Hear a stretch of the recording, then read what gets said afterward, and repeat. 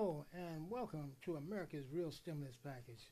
I'm Ken Johnson, your host, and I have a dynamite guest in the studio here with me today. It's my good friend Hey, what's up, Ken? Jacques Taylor Farrell. How you doing, Yeah, Ken? yeah, we're Good gonna seeing you, talk about man. we're gonna talk about that the film festivals and some other things that are really interesting. And but I just want to thank those of you who see the show and say how much you like the programs that I bring to you, and I'll be trying to bring to you things that are cutting edge and things that keep you informed on what's happening and things I think that you should know about. Now, Jacques, Yes, sir. tell us about this film that you have. Matter of fact, you interviewed I did at me City at Hall. Yes, yeah. So absolutely. so so explain a little bit about the film. Well, first of all, Ken, thank you for letting me have this time here on your show. And the film is called Race, and it actually is about the race for San Francisco mayor. But it has a double autonomy because it's also about race. And I think a lot of people saw that race is an issue in this city and was an issue in the mayor's race, Oh man, that was especially when you had former Senator Mark Leno team up with current supervisor James Kim. And don't quote me, but I think their quote was anybody but London. mm, I believe they may put that under, political, what's the saying? Politics makes strange bedfellows. what It could. anybody but what did you say? Yeah, I don't. I'm not going to quote that again, but I think that's what was said. Okay. And so, again, politics makes strange bedfellows. But I think for the African American populace here, we have seen and felt that it seemed like groups were teaming up on us. Hmm. And I think it's unfortunate because I think I've talked with Kim and also with Mark before. I don't think they're really, let's say, prejudiced people, and I don't view them as racist. But in a lot of people's minds, when they saw those two team up against London, that's what came to mind, Yeah, unfortunately. yeah. Yeah. It was really, to me, it was really strange. I was really shocked when they didn't let London continue as mayor because the same thing happened when Dianne Feinstein was mayor when Exactly. when Exactly. but that was assassination. But the, the person died, and what shocked me is that London Breed was the president of the board of supervisors twice. Plus, her whole life showed the strength of a dedicated person who happened to be black. Who For all the people. She's for rose. all the people. I mean, it's just an inspirational story, and for people to do that, but she shook it aside and believed in the people. She believed in the people of San Francisco that they knew who would be best for the job, and she let them vote on it, and look what happened, man. So I'm just praising God, like all black people are probably doing that. You know that that she is the mayor now, and bless you, sister. And I think she's gonna be the next president, really. But anyway, let's get back to that. Well, I would say all people of consciousness should be praying that, she got in. And I think that under the circumstances that she got in, it's just going to make her a better, stronger person and a politician in general. And I think she is going to go on to higher heights. So I started shooting this film, and people were like, "You shooting a documentary, Jacques?" Yeah. I thought you said you're never going to shoot a documentary again. Yeah. And the reason I stopped shooting documentaries is because basically a lot of times they end up preaching to the converted. I noticed that the documentaries I shot, when I would go to the theater and see the crowd that are there, they're very astute to whatever subject it was, and they're really already into it. When I really shot the documentary for other people who weren't really aware of Hmm. whatever the subject matter is, and to bring that to the broader public. But I went on and started shooting this film, Race, because it had a deadline, and that deadline was 2.5 months prior to June 5th Hmm. when I started shooting it. And the deadline, of course, is June 5th because that's when the election is over. Hmm. So I thought. Hmm. But I couldn't have written a better cliffhanger Yeah, that was a because it cliffhanger. went it went on all the way to the 13th, Yeah. which was probably just grinding for the people involved with it and the politicians, et cetera, et cetera. But for me, it was like, well, this is more footage, more, Yeah. Yeah. more drama, and also comedy for the film. So it kind of worked out, in my favor, and of course in London's favor, So, like you said, I interviewed you. It was across the board. I made no interviews directly with the candidates, as in, like, did not approach any of the candidates during the filming of the film and say, hey, this is a question about this or that. I let them speak to the general audience, and I actually got some footage of Kim's and London Breed's constituents actually pushing each other and almost breaking out into a fight right there on Fillmore, and I think it was O'Farrell, because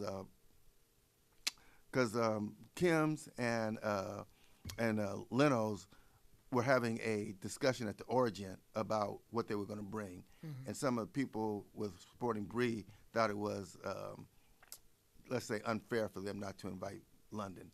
And it got pretty heated. So I got that on film. I also got them at the Commonwealth Club, which is now on in Embarcadero. Lovely, lovely facility. I hadn't been there before. Oh, they moved. Huh? They moved, yeah. So they're now on the Embarcadero near, I think, about Mission Street. And so all of the candidates were there. I think it was about 10 of them. And I got that too. So, and then all of the candidates in different neighborhoods leading up to the election night. So we're starting to edit that, and actually that film should be out towards the end of July, early August. I really want to get it out there right away. So what are you really trying to say with this film? Well, one of the questions that I've been asking throughout the film, and now I believe it has high relevancy since London has actually won, and that is we did surveys of 11 cities with black mayors, San Francisco, Oakland, Seattle, Detroit, Chicago, New York, Newark, Atlanta. And so in all of those cities, under the leadership of black mayors, the black population dwindled. So what can London do actually to be the first mayor of any color to start an in-migration of black people into this city? I think the population is somewhere around 5%, and I think it was maybe as high as maybe 30% at one time. So that's a large amount of people leaving any place. So hopefully this this film will shed some light on that particular issue and give London and others a guideline to how to bring black folks back into their urban areas. What do you mean the population's dwindled? I mean, was the population dwindling before the mayors took place? Okay, so that's a great question, Mr. Ken Johnson. And you're going to have to see the film to get the answer. There's various answers on exactly why people feel that that happened. One of the answers, the person is saying that was going on before the mayor was elected, and it just snowballed on through the mayor's term. Some people have some very, let's say, adamant answers about why they think that was. And again, you're going to have to see the film. But there's some astute opinions on why that happened, why it is happening, and how to bring back people to the area here and other areas, like I said, around the United States where the black population has dwindled. We got a film that we'll be showing a little bit later on, some of the footage that you shot. You have some clips that I brought. Tell us a little bit about yourself, Jacques, and how you got in the film. How did you get in the film? Just I guess a long story short is I'm San Francisco native, born and raised here. I got into, let's say, performing arts, and this is something that my dad used to tell me because I really didn't remember it that well, but when I was a child, he used to take me to the baseball games out there in Candlestick, and of course I would have on my Willie Mays uniform, And there's a story where he says that he asked me to stand right there as he went and used the phone booth. Now, some of the younger people probably don't even know what a phone booth is, but there used to be phone booths. So he went to use the phone, and when he turned around to see what I was doing, he couldn't see me. But he did see this crowd of people. So he went over there, and he saw that I was in the middle of the crowd of people, and I was basically reenacting the game, and people were actually throwing money. So that was my first entree into performing arts and actually getting paid for it. But since then, I've actually studied acting. Actually, where London Bree used to be the director at the Cultural Center on Fulton. I went to film school, Long Beach State, graduated from there, and been making films, studio films, as well as independents. So lately, I've been working closely with the film festivals, the Oakland International Film Festival, OIFF.org, and also the San Francisco International Film Festival, SFIFF.org, ran in April simultaneously, and I was covering both of those film festivals. So the San Francisco Black Film Festival, hey, Callie and his wife and all the team over there, that just ended Sunday. And that was a great film festival also. Man, I heard it was really nice. It was really nice, really Yeah. nice. That along with Juneteenth, they really stepped it up. Thanks to the twins who are over there running the Cultural Center oh, now. they getting down. Yeah, my nieces. Yeah, You yeah. did a great job, nieces. Really did. You really did. And look in the camera and tell them how much you appreciate it. Love you, my nieces. Love you, love you, love you. Yeah, it was a great job.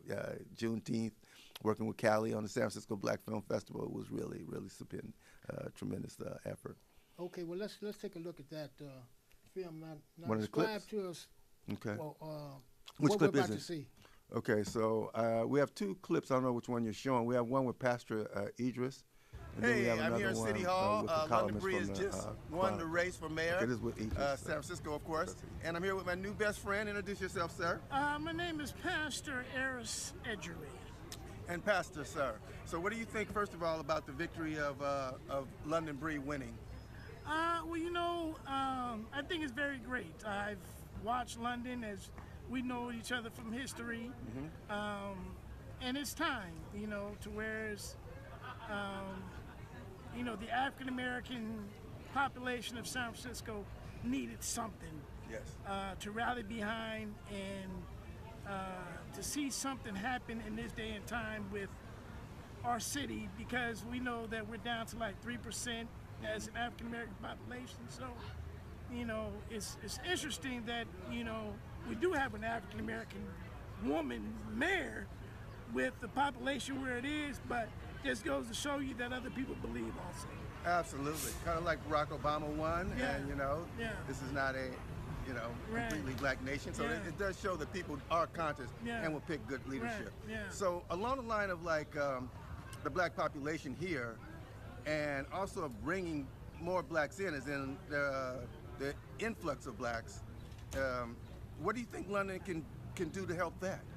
Well, I think the most important thing is we always look at the out-migration, but we don't look at the in-migration. Exactly. Those that are here, first of all, we understand that the population was moved, you know, years and years ago. So, in that stance, let's look at who's here right now, you know, and how can we keep them here? Gotcha. Then let's look at some of these new opportunities that are available through this new housing crisis and see if we can bring folks back. Yes. But a lot of things, though, is what's challenging is you have some African Americans with some families that can purchase houses Yeah. other places. So coming to San Francisco is kind of a little challenge. Well, Pastor, I really appreciate you coming on. This is the wrap, basically, for the film Race, which we've been shooting for 2 months, and again, London just won. And I must say, I said he's my new best friend, but I've been knowing Pastor for a while.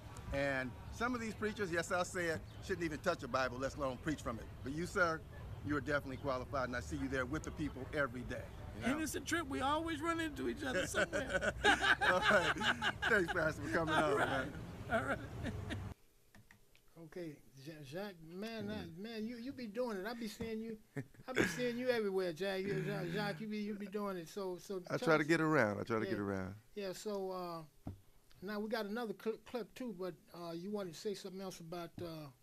Well, Pastor Idris, I see him out there. He's like, I see him everywhere, and he's out there mini park. He's one of the pastors that I really admire because, Yeah, me too. yeah, he's out there with the people. With the people, he's Okay. with the people. Yeah. And no offense to the pastors with the Yeah. the big churches and everything like that. That's good too, and it's necessary. But I see him out there with the folks, Yeah. and that's what I really admire about him. Another thing is also the San Francisco Black Film Festival. A lot of it was held at the Heritage Center, which you know a lot about, the Fillmore Heritage Center, and we really need to take that center over Yeah. for showing films and performing arts, and also a lot of just gathering for our folks, and I mean folks of all color. And it also will be an economic engine in tying us into the multi-billion-dollar tourist industry, which is here in San Francisco. So last year, my company brought Danny Glover along with his film 93 Days, Right. and that was in the big auditorium. Yeah, that was dynamite, man. Thank you, sir.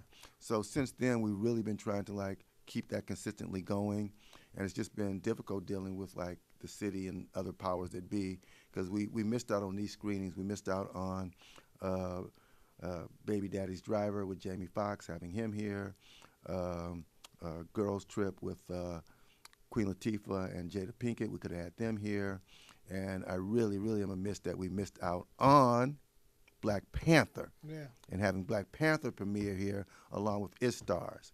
Now, of course, we could have had a lot of other films that, let's say, are not black orientated, because it's an open space and it really is an economic engine that we need to just Yeah, take yeah, control over. yeah, so Sorry, I started banging on the table. I got a little passionate right there, Ken. No problem. But You know. I was surprised too, man, to see you with the cast of Black Panther. You was over there with them. So I mean, we could have got these people, if we had the building. Cause I mean, Well, you be yeah, doing it, we man. we were at the premiere in L.A. and some of the people were present. But you know, Ken, that's a really long story that I probably shouldn't go into Yeah, right no, now. no, no. Okay. Well, I wanted you to mention, since time is running out, you have something. Oh, about yeah. Well, speaking of black film, SFMOMA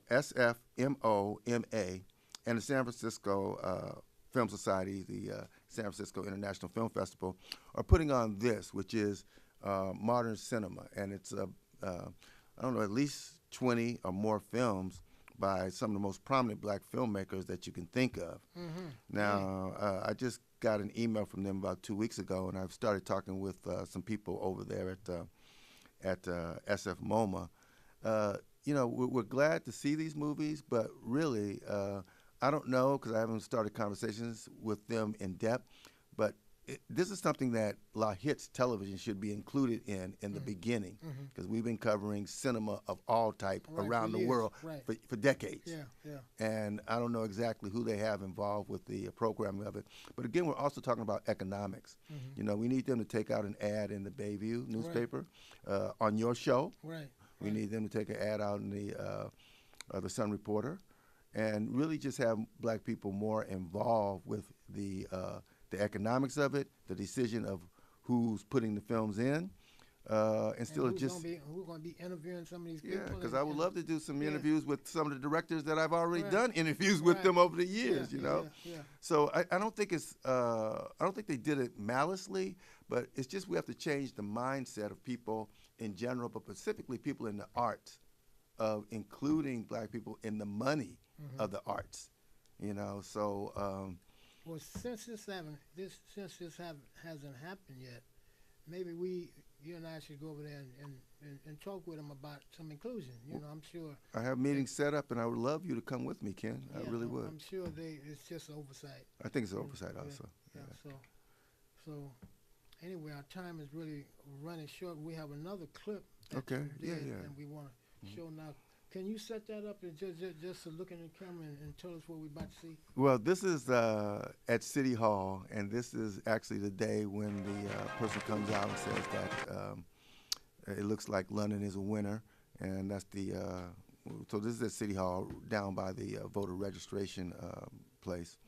And this person is from the Chronicle, and I was asking him about how does the Chronicle, or basically any media outlet, stay neutral, even after they endorse a candidate. The Chronicle happened to endorse London. So let's hear what he had to say. Hey, this is Jacques Talafero for La Hits, and we're here at City Hall. London Breed has just won, and my new best friend, Dominic, reporter from the San Francisco Chronicle.